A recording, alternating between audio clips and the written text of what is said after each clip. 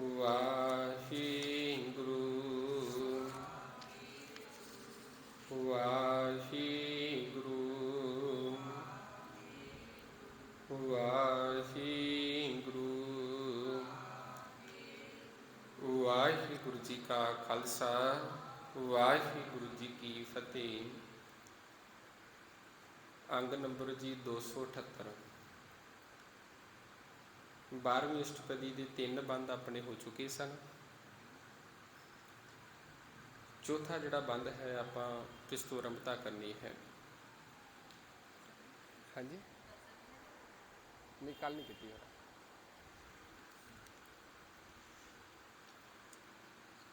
ਜਬ ਲਗ ਜਾਣੈ ਮੁਝ ਤੇ ਕਛ ਹੋਈ, ਤਬ ਇਸਕੋ ਸੁਖ ਨਾਹੀ ਕੋਈ।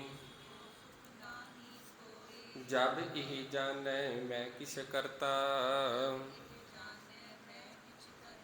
ਤਬ ਲਗ ਗਰਭ ਜੋਨ ਮਹਿ ਫਿਰਤਾ।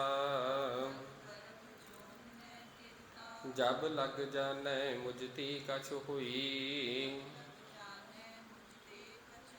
ਤਬ ਇਸਕੋ ਸੁਖ ਨਾਹੀ ਕੋਈ। ਜਬ ਇਹ ਜਾਣੈ ਮੈਂ ਕਿਛ ਕਰਤਾ,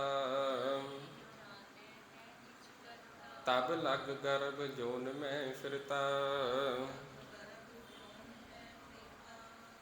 ਹੁਣ ਇਹ ਜਿਹੜੀ ਪੌੜੀ ਹੈ, ਬੰਦ ਹੈ, ਇਹਦੇ ਵਿੱਚ ਹੁਣ ਉਹਦੀ ਗੱਲ ਕੀਤੀ ਹੈ ਵੀ ਮਨੁੱਖ ਦੇ ਬੰਦੇ ਦੇ ਅੰਦਰ ਹੰਕਾਰ, ਇਹ ਚੀਜ਼ ਹਰੇਕ ਮਨੁੱਖ ਦੇ ਅੰਦਰ ਜ਼ਿਆਦਾਤਰ ਸਾਨੂੰ ਵੇਖਣ ਲਈ ਮਿਲੇਗੀ। ਮਨੁੱਖ ਨੂੰ ਇਸ ਗੱਲ ਦਾ ਹੰਕਾਰ ਹੁੰਦਾ ਹੈ ਵੀ ਮੈਂ ਕਰਦਾ ਵਾਂ ਤੇ ਮੈਂ ਹੀ ਕਰ ਸਕਦਾ ਵਾਂ। ਤੇ ਬਾਬਾ ਕਬੀਰ ਸਾਹਿਬ ਜੀ ਦਾ ਮਾਫ਼ ਕਰਨਾ ਸਤਿਗੁਰਾਂ ਦਾ ਬਚਨ ਹੈ। ਬਚਨ ਪੜ੍ਹਦੇ ਹਾਂ ਵੀ ਉਹਦੇ ਅੰਦਰ ਸਤਿਗੁਰੂ ਜੀ ਕਿਰਪਾ ਕਰਦੇ ਵੀ ਜਿਹੜੇ ਇਹ ਗੱਲ ਆਖਦੇ ਨੇ ਵੀ ਇਸ ਕੰਮ ਨੂੰ ਮੈਂ ਕੀਤਾ, ਅਸੀਂ ਹੀ ਕਰ ਸਕਦੇ ਸਾਂ ਤੇ ਸਾਡੇ ਤੋਂ ਬਿਨਾਂ ਇਹ ਕੰਮ ਹੋ ਨਹੀਂ ਸੀ ਸਕਦਾ। ਸਤਿਗੁਰੂ ਜੀ ਕਿਰਪਾ ਕਰਦੇ ਵੀ ਉਹਦੇ ਤੋਂ ਵੱਡਾ ਕੋਈ ਮੂਰਖ ਨਹੀਂ ਹੋ ਸਕਦਾ, ਉਹਦੇ ਤੋਂ ਵੱਡਾ ਗਵਾਰ ਨਹੀਂ ਹੋ ਸਕਦਾ। ਹਮ ਕੀਆ ਹਮ ਕਰਾਂਗੇ, ਹਮ ਮੂਰਖ ਗਾਵਾਰ, ਕਰਨੇ ਵਾਲਾ ਵਿਸਰਿਆ ਦੂਜਾ ਭਾਈ ਪਿਆ।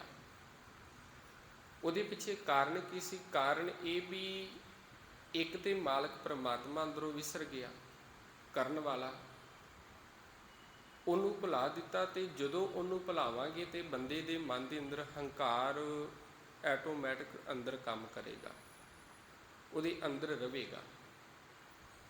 ਤੇ ਫਿਰ ਉਸੇ ਗੱਲ ਦੀ ਗੱਲ ਕੀਤੀ ਵੀ ਆਖਣ ਲੱਗੇ ਵੀ ਜਬ ਲਗ ਜਾਣੈ ਮੁਝ ਤੇ ਕਛ ਹੋਈ। ਜਦੋਂ ਮਨੁੱਖ ਇਹ ਗੱਲ ਜਾਣਦਾ ਹੈ, ਇਹ ਗੱਲ ਸੋਚਦਾ ਹੈ ਵੀ ਮੇਰੇ ਤੋਂ ਹੀ ਸਭ ਕੁਝ ਹੁੰਦਾ ਹੈ, ਮੈਂ ਹੀ ਸਭ ਕੁਝ ਕਰਨ ਵਾਲਾ ਹਾਂ, ਤਬ ਇਸਕੋ ਸੁਖ ਨਾਹੀ ਕੋਈ। ਫਿਰ ਇਹਦੀ ਜ਼ਿੰਦਗੀ ਦੇ ਵਿੱਚ ਸੁੱਖ ਨਹੀਂ ਆ ਸਕਦਾ, ਫਿਰ ਇਹਦੀ ਜ਼ਿੰਦਗੀ ਦੇ ਵਿੱਚ ਸੁੱਖ ਨਹੀਂ ਹੁੰਦਾ। ਜਬ ਇਹ ਜਾਣੈ ਮੈਂ ਕਿਛ ਕਰਤਾ, ਜਦੋਂ ਇਹ ਮਨੁੱਖ ਜਾਣ ਲਵੇ ਵੀ ਮੈਂ ਹੀ ਕਰਦਾ ਹਾਂ ਤੇ ਮੈਂ ਹੀ ਕਰਨ ਵਾਲਾ ਵਾਂ, ਤੇ ਉਦੋਂ ਫਿਰ ਸਤਿਗੁਰੂ ਜੀ ਕਿਰਪਾ ਕਰਦੇ, ਤਬ ਲਗ ਗਰਭ ਜੋਨ ਮੈਂ ਫਿਰਦਾ। ਫਿਰ ਇਹ ਜਿਹੜਾ ਮਨੁੱਖ ਹੈ ਫਿਰ ਜੂਨਾਂ ਦੇ ਵਿੱਚ ਜਨਮ ਮਰਨ ਦੇ ਗੇੜ ਦੇ ਵਿੱਚ ਭਟਕਦਾ ਰਹੇਗਾ, ਇਹਦੇ ਵਿੱਚ ਹੀ ਪਿਆ ਰਹੇਗਾ ਤੇ ਉਹਨੂੰ ਫਿਰ ਮੁਕਤੀ ਨਹੀਂ ਮਿਲ ਸਕਦੀ। ਕਿਉਂਕਿ ਕਰਨਹਾਰ ਜਿਹੜਾ ਵਿਸਰ ਗਿਆ, ਜਿੱਥੋਂ ਸਾਨੂੰ ਤੱਤ ਮਿਲਣਾ ਸੀ, ਜਿਹਦੇ ਕੋਲੋਂ ਸਾਨੂੰ ਮੁਕਤ ਹੋਣਾ ਸੀ, ਜਿਹਦੇ ਕੋਲੋਂ, ਉਹਨੂੰ ਤੇ ਅਸੀਂ ਵਿਸਾਰ ਦਿੱਤਾ, ਉਹਨੂੰ ਭੁਲਾ ਦਿੱਤਾ। ਤੇ ਹੰਕਾਰ ਦੇ ਵਿੱਚ ਵੱਜਾ ਹੋਇਆ, ਵਿਕਾਰਾਂ ਦੇ ਵਿੱਚ ਵੱਜਾ ਹੋਇਆ, ਫਿਰ ਇਹ ਮਨੁੱਖ ਅਨੇਕਾਂ ਜੂਨਾਂ ਦੇ ਵਿੱਚ ਭਟਕਦਾ ਰਹਿੰਦਾ ਹੈ। ਜਬ ਧਾਰੈ ਕੋ ਬੈਰੀ ਮੀਤ, ਤਬ ਲਗ ਨਿਹਚਲ ਨਾਹੀ ਚੀਤ। ਹੁਣ ਜਦੋਂ ਬੰਦੇ ਦਾ ਮਨ ਇਸ ਚੀਜ਼ ਨੂੰ ਧਾਰ ਲਵੇ ਵੀ ਇਹ ਮੇਰਾ ਮਿੱਤਰ ਹੈ, ਇਹ ਮੇਰਾ ਵੈਰੀ ਹੈ, ਇਹ ਮੇਰਾ ਦੁਸ਼ਮਣ ਹੈ, ਇਹ ਮੇਰਾ ਸਾਥੀ ਹੈ, ਮੇਰਾ ਮਿੱਤਰ ਹੈ, ਤੇ ਜਦੋਂ ਤੇ ਮਿੱਤਰ ਨੂੰ ਵੇਖੇਗਾ ਫਿਰ ਬੜਾ ਖੁਸ਼ ਹੋਵੇਗਾ ਤੇ ਜਦੋਂ ਹੁਣ ਵੈਰੀ ਨੂੰ ਵੇਖੇਗਾ ਤੇ ਅੰਦਰੋਂ ਜਿਹੜਾ ਦੁੱਖ ਪੈਦਾ ਹੋਵੇਗਾ, ਅੰਦਰੋਂ ਕ੍ਰੋਧ ਪੈਦਾ ਹੋਵੇਗਾ, ਗੁੱਸਾ ਪੈਦਾ ਹੋਵੇਗਾ।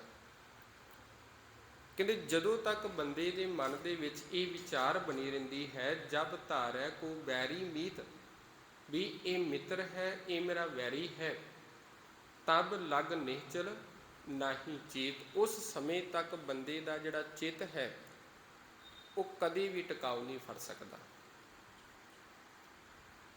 ਟਿਕਾਊ ਤਾਂ ਆਵੇਗਾ ਵੀ ਜਦੋਂ ਬੰਦੇ ਦੇ ਅੰਦਰੋਂ ਇਹ ਪਰਾਈਆਂ ਜਿਹੜੀਆਂ ਤਾਤਾਂ ਨੇ ਇਹ ਵਿਸਰ ਜਾਣ। ਇਹ ਵਿਸਰਨਗੀਆਂ ਕਦੋਂ? ਜਦੋਂ ਗੁਰੂ ਦੀ ਸੰਗਤ ਕਰਾਂਗੇ। ਤੇ ਜਦੋਂ ਗੁਰੂ ਦੀ ਸੰਗਤ ਕਰਾਂਗੇ ਫਿਰ ਉਹਦੇ ਵਿੱਚੋਂ ਇਸ ਗੱਲ ਦਾ ਪਤਾ ਲੱਗੇਗਾ ਵੀ ਸਭ ਦੇ ਵਿੱਚ ਉਹ ਮਾਲਕ ਪਰਮਾਤਮਾ ਵਸ ਰਿਹਾ, ਸਾਰਿਆਂ ਦੇ ਵਿੱਚ ਉਹ ਮਾਲਕ ਪਰਮਾਤਮਾ ਹੈ। ਤੇ ਜਦੋਂ ਇਸ ਗੱਲ ਦੀ ਸਮਝ ਲੱਗੇਗੀ ਵੀ ਸਾਰੇ ਆਪਣੇ ਹੀ ਨੇ, ਬਗਾਨਾ ਕੋਈ ਨਹੀਂ, ਤੇ ਫਿਰ ਵੈਰੀ ਕਿੱਥੋਂ ਹੋਵੇਗਾ? ਵੈਰੀ ਤੇ ਅਸੀਂ ਦੁਸ਼ਮਣੀ ਤੇ ਦੂਸਰਿਆਂ ਨਾਲ ਕੱਢਦੇ ਹਾਂ ਨਾ, ਆਪਣਿਆਂ ਨਾਲ ਕਦੇ ਦੁਸ਼ਮਣੀ ਹੁੰਦੀ ਹੈ? ਭਾਵੇਂ ਕੋਈ ਨਿੱਕਾ ਮੋਟਾ ਝਗੜਾ ਵੀ ਹੋਵੇ, ਕੋਈ ਰੁੱਸ ਵੀ ਹੋਵੇ, ਪਰ ਦੁਸ਼ਮਣੀ ਨਹੀਂ ਹੁੰਦੀ, ਵੈਰੀ ਨਹੀਂ ਹੁੰਦੇ।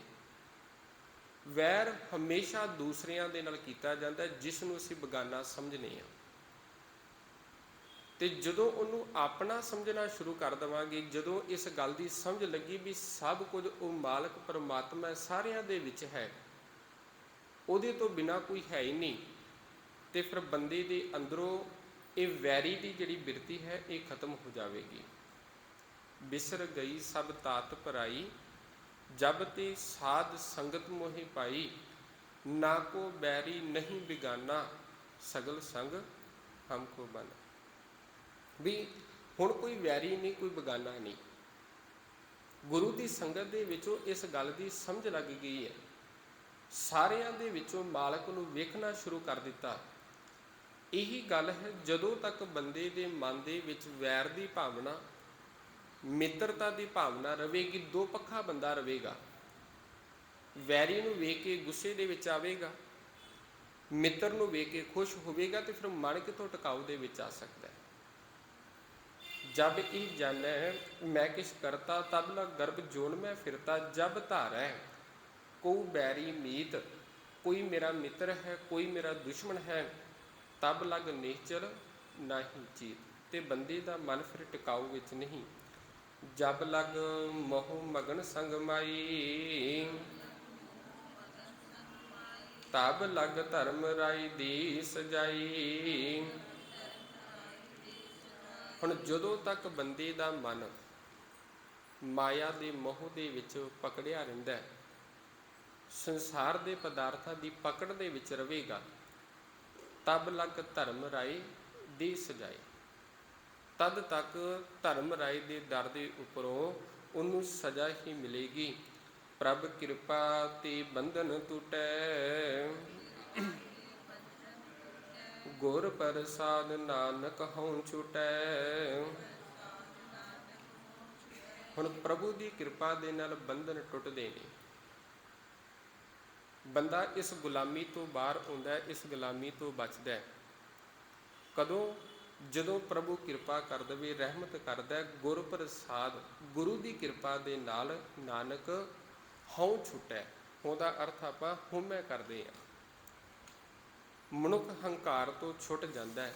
ਸਹਿਸ ਖਟੇ ਲੱਖ ਕੋ ਉਠਤਾਵੈ, ਤ੍ਰਿਪਤ ਨ ਆਵੈ ਮਾਇਆ ਪਾਛੈ ਪਾਵੈ। ਹੁਣ ਬੰਦੇ ਦਾ ਸੁਭਾਅ ਹੈ ਜਿਹੜਾ ਅੰਦਰ, ਬੰਦੇ ਦੇ ਮਨ ਦੇ ਵਿੱਚ ਤ੍ਰਿਸ਼ਨਾ ਲਾ ਲਵੋ ਜਾਂ ਅੰਦਰ ਤ੍ਰਿਪਤੀ ਨਹੀਂ ਹੈ। ਮਨੁੱਖ 10 ਕਮਾਉਂਦਾ ਹੈ, ਮਨ ਦੇ ਵਿੱਚ ਸੋਚਦਾ ਕੱਲ 20 ਕਮਾਵਾਂ, 20 ਕਮਾਉਂਦਾ 100 ਕਮਾਵਾਂ, 100 ਕਮਾਉਂਦਾ 1000 ਕਮਾਵਾਂ, 1000 ਤੋਂ ਲੱਖਾਂ, ਲੱਖਾਂ ਤੋਂ ਕਰੋੜਾਂ, ਤੇ ਹੌਲੀ ਹੌਲੀ ਇਹ ਅਰਬਾਂ ਖਰਬਾਂ ਦਾ ਮਾਲਕ ਬਣ ਜਾਂਦਾ ਹੈ।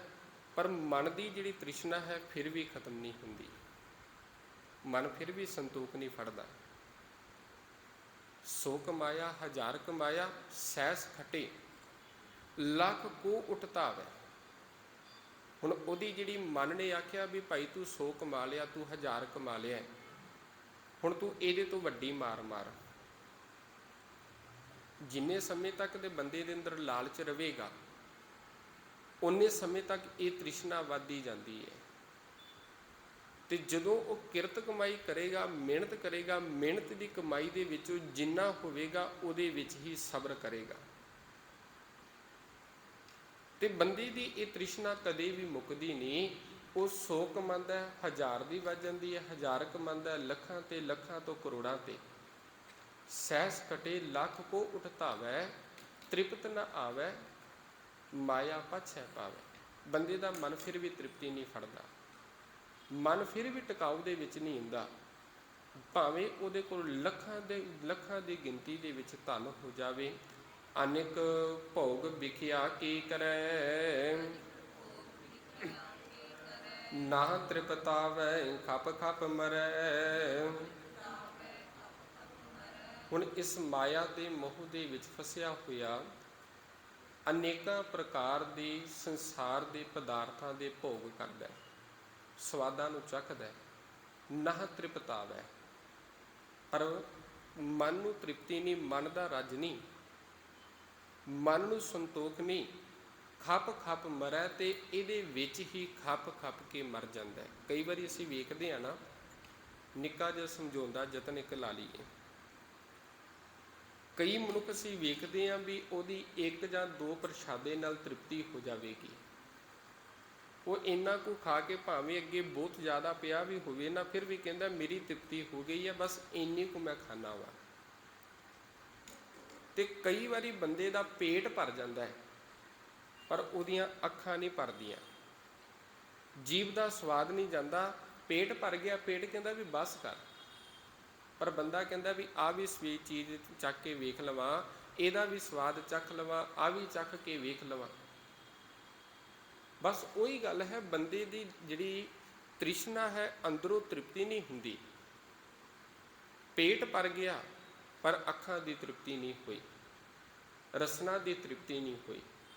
ਤੇ ਨਾ ਤ੍ਰਿਪਤਾਵੈ ਖਪ ਖਪ ਮਰੈ, ਤ੍ਰਿਪਤੀ ਹੁੰਦੀ ਨਹੀਂ, ਤੇ ਇਹਦੇ ਵਿੱਚ ਹੀ ਖਪ ਖਪ ਕੇ ਉਹ ਵਿਕਾਰਾਂ ਦੇ ਵਿੱਚ ਫਿਰ ਦੁਖੀ ਹੁੰਦਾ ਹੈ।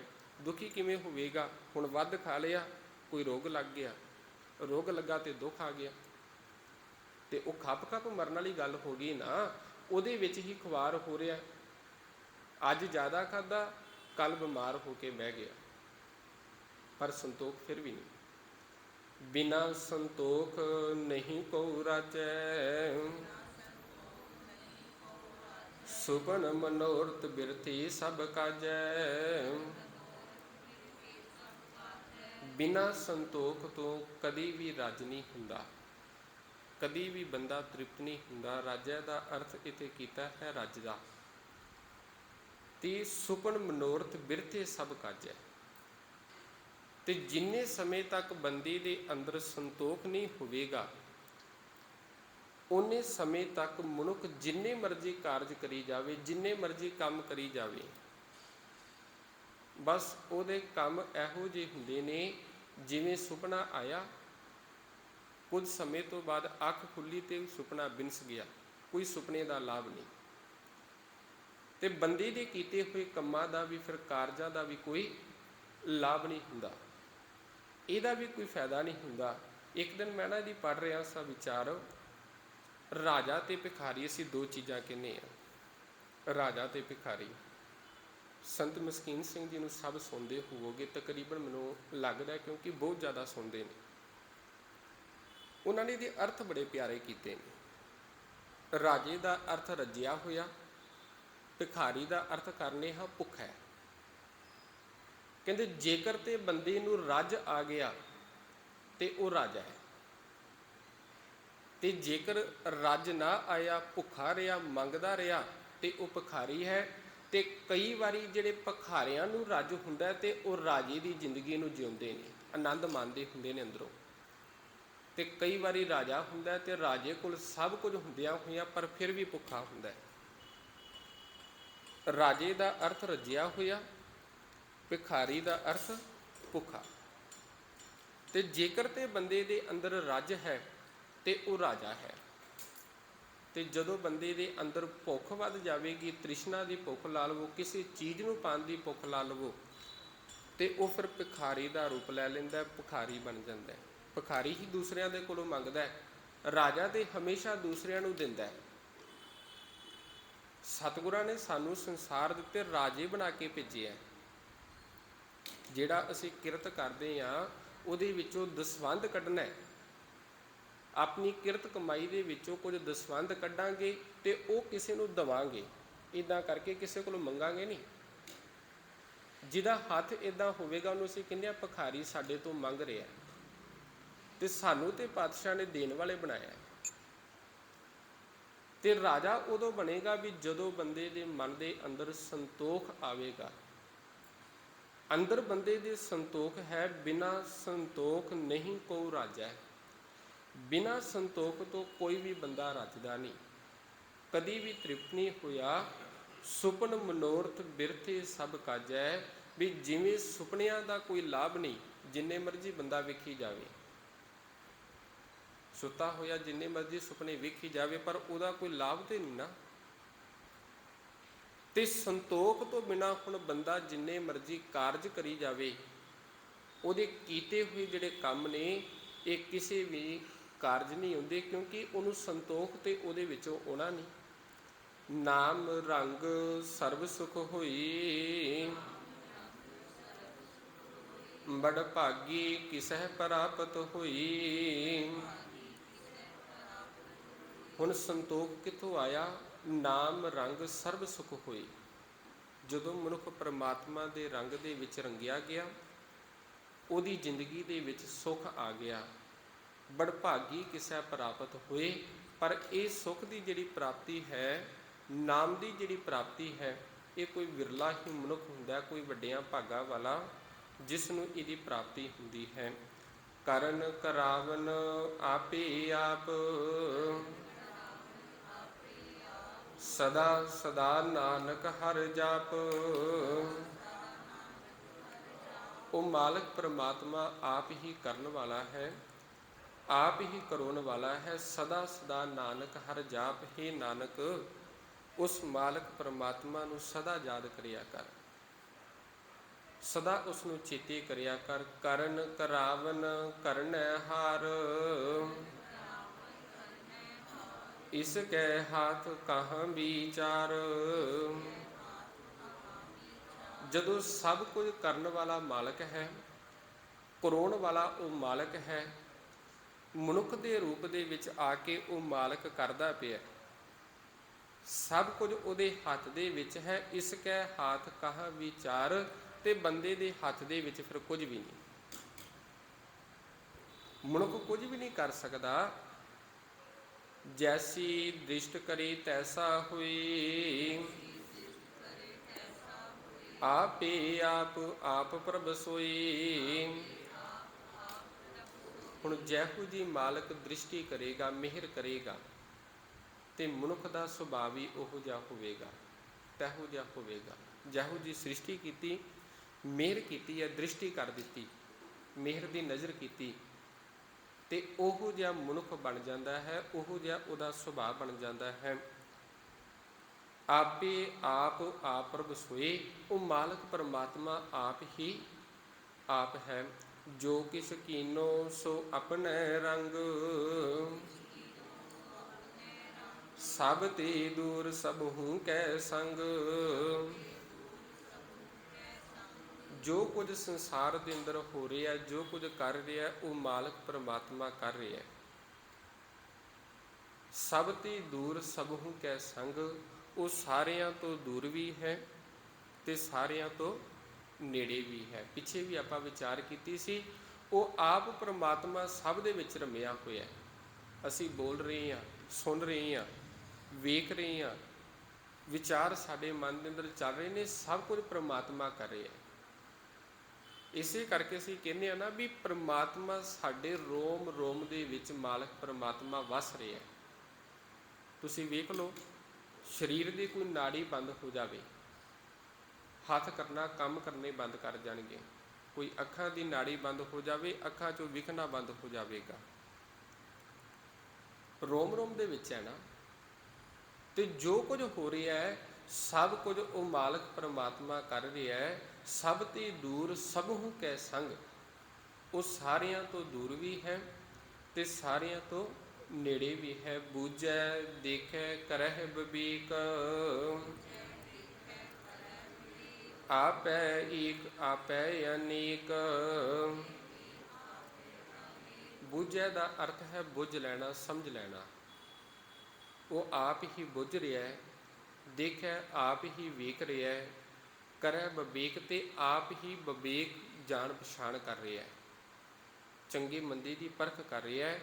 ਆਪੈ ਏਕ ਆਪੈ ਅਨੇਕ, ਆਪ ਹੀ ਇੱਕ ਹੈ ਤੇ ਸੰਸਾਰ ਦੇ ਅੰਦਰ ਅਨੇਕਾਂ ਜੀਵਾਂ ਦੇ ਅੰਦਰ ਅਨੇਕਾਂ ਰੂਪਾਂ ਦੇ ਅੰਦਰ ਉਹ ਮਾਲਕ ਪਰਮਾਤਮਾ ਵਿਚਰ ਰਿਹਾ ਹੈ। ਮਰੈ ਨ ਬਿਨਸੈ ਆਵਹਿ ਨ ਜਾਈ,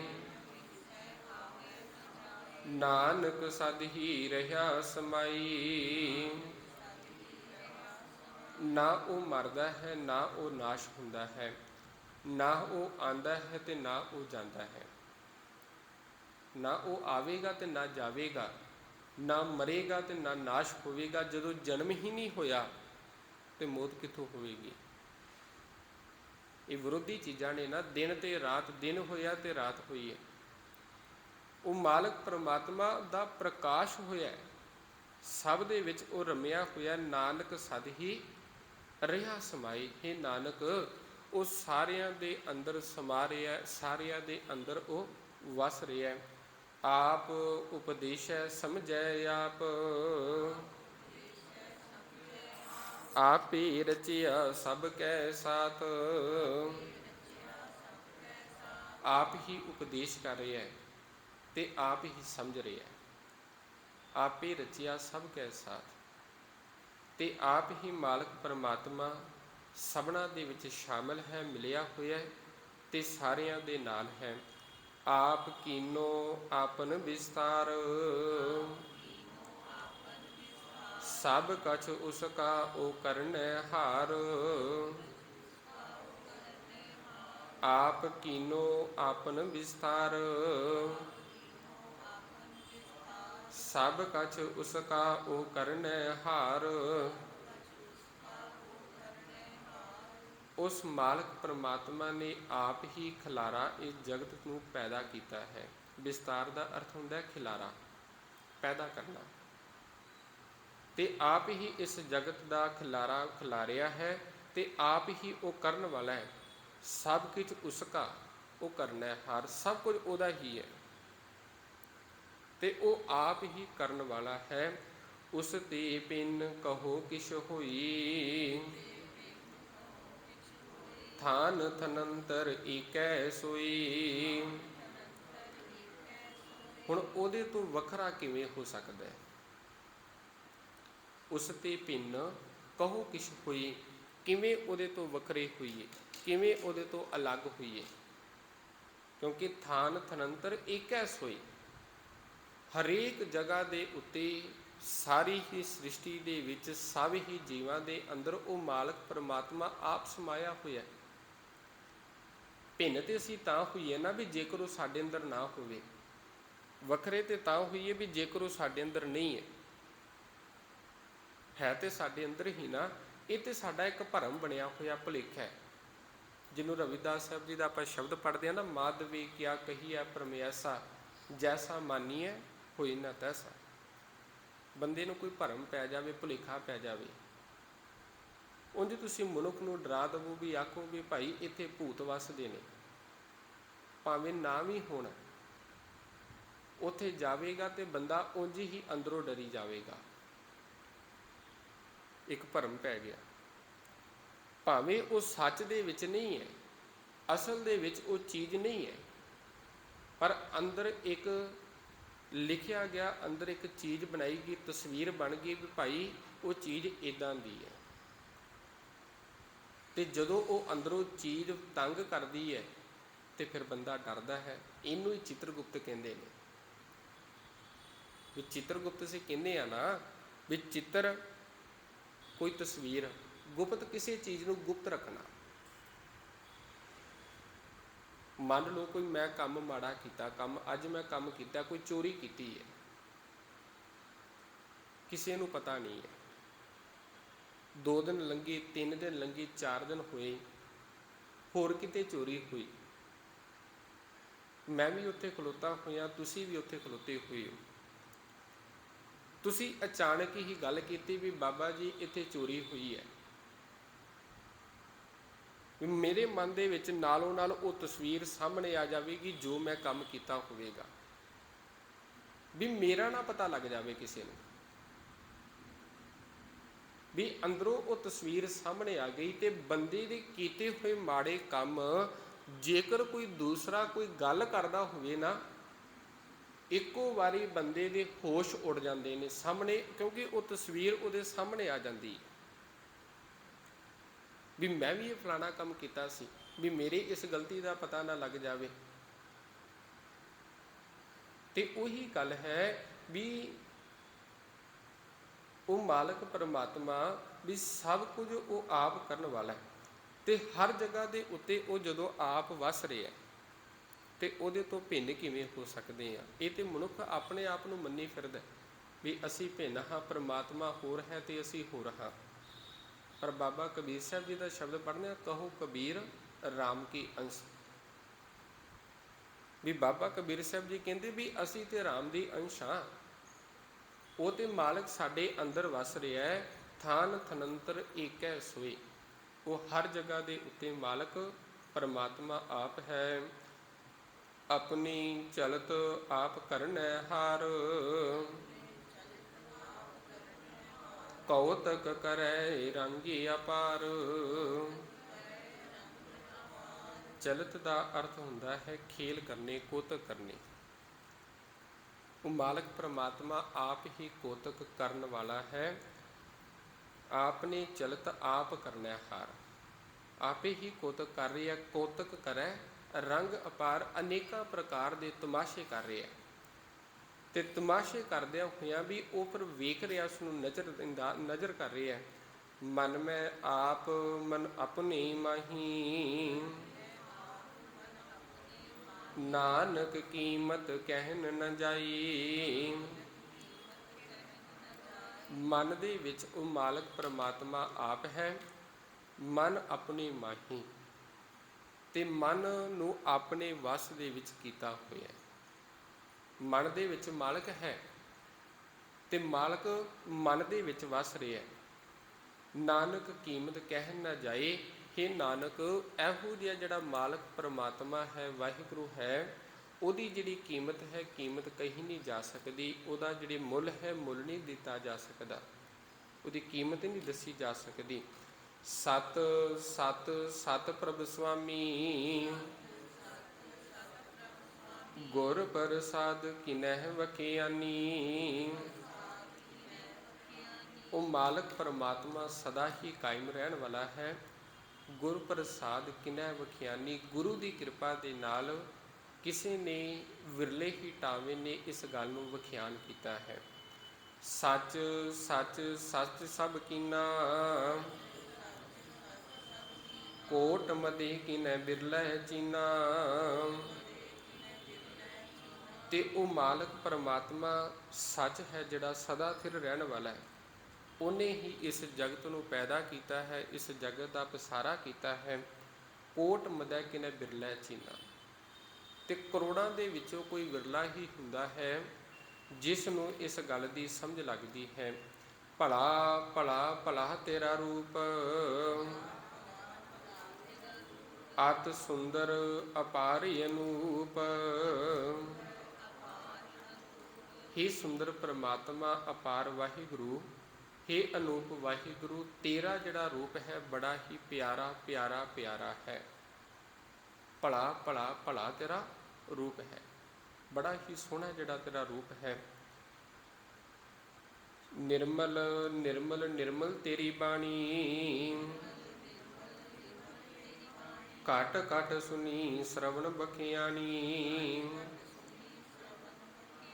ਨਿਰਮਲ ਨਿਰਮਲ ਨਿਰਮਲ ਤੇਰੀ ਬਾਣੀ, ਤੇਰੇ ਜਿਹੜੇ ਬੋਲ ਨੇ ਉਹ ਮਿੱਠੇ ਨੇ। ਤੇਰੇ ਬੋਲਾਂ ਦੇ ਵਿੱਚੋਂ ਰਸ ਹੁੰਦਾ ਹੈ। ਇਹੋ ਜਿਹੇ ਬੋਲ ਇੰਨੇ ਪਵਿੱਤਰ ਨੇ ਜਿਹੜੇ ਘਟ ਘਟ ਸੁਣੀ, ਹਰੇਕ ਹੀ ਸਰੀਰ ਦੇ ਵਿੱਚੋਂ ਸੁਣ ਰਹੇ ਆ। ਅਸੀਂ ਕਹਿੰਦੇ ਆ ਵੀ ਮਾਲਕ ਬੋਲ ਰਿਹਾ, ਸਾਰਿਆਂ ਦੇ ਵਿੱਚੋਂ ਹੈ। ਕੰਨਾਂ ਦੇ ਨਾਲ ਸੁਣਦੇ ਆ, ਮਾਲਕ ਦੀ ਸੁਣਦਾ ਪਿਆ, ਮਾਲਕ ਸੁਣਦਾ ਪਿਆ। ਘੱਟ ਘੱਟ ਹਰੇਕ ਸਰੀਰ ਦੇ ਵਿੱਚ ਤੂੰ ਸੁਣ ਰਿਹਾ ਹੈ। ਸ਼ਰਵਣ ਬਖਿਆਨੀ, ਬਖਿਆਨੀ ਦਾ ਅਰਥ ਹੈ ਰਸਨਾ ਦੇ ਨਾਲ ਵਖਿਆਨ ਕਰ ਰਹੀ ਹੈ। ਤੇਰੇ ਬੋਲ ਜਿਹੜੇ ਉਹ ਮਿੱਠੇ ਨੇ। ਪਵਿੱਤਰ ਪਵਿੱਤਰ ਪਵਿੱਤਰ ਪੁਨੀਤ,